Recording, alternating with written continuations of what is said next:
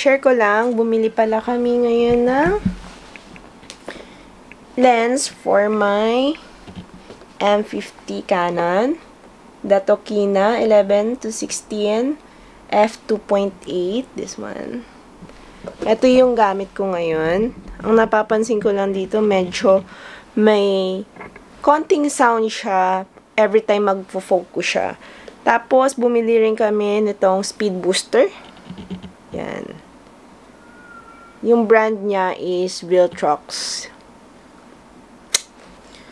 So, with this one, magagamit ko na yung ibang EF lenses ni Canon with my Canon M50. And, yung total price niya is, lalagay ko na lang dito. Nabili namin siya sa Mayer Photo, sa Hidalgo Street, Quiapo, Manila. Maganda yung lens. Nga lang, medyo mabigat siya. So, sabi nila, once you use speed booster with your camera daw, mas lalaki yung area na kaya i-capture ng lens mo.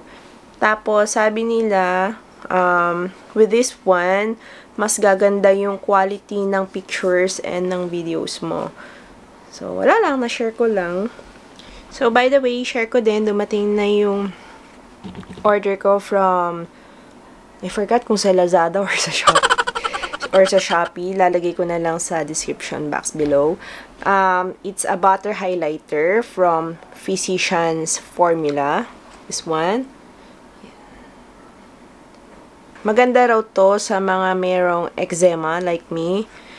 So, mas hindi daw siya nakaka-irritate ng ating skin. And yung shade niya pala is pearl.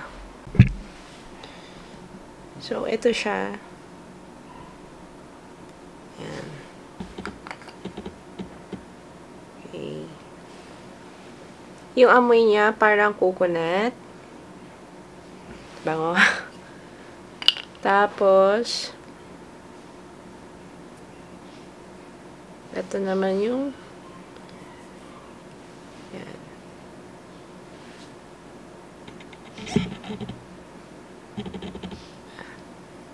Yung texture niya, hindi siya parang powdery. Actually, yung texture niya parang creamy siya. Tapos, dumating na rin itong butter blush. Yan. This one is from Physicians Formula also.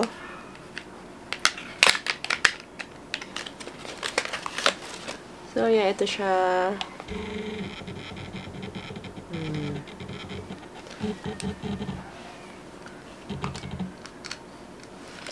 So, meron siyang compartment.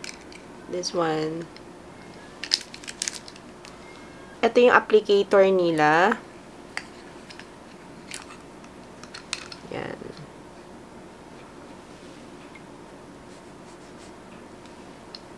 So, yeah, hindi ko naman magagamit to.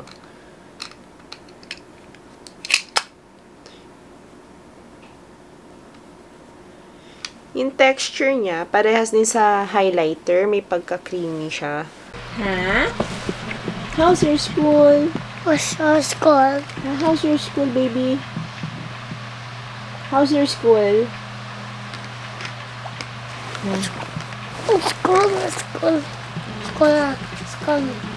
School bus.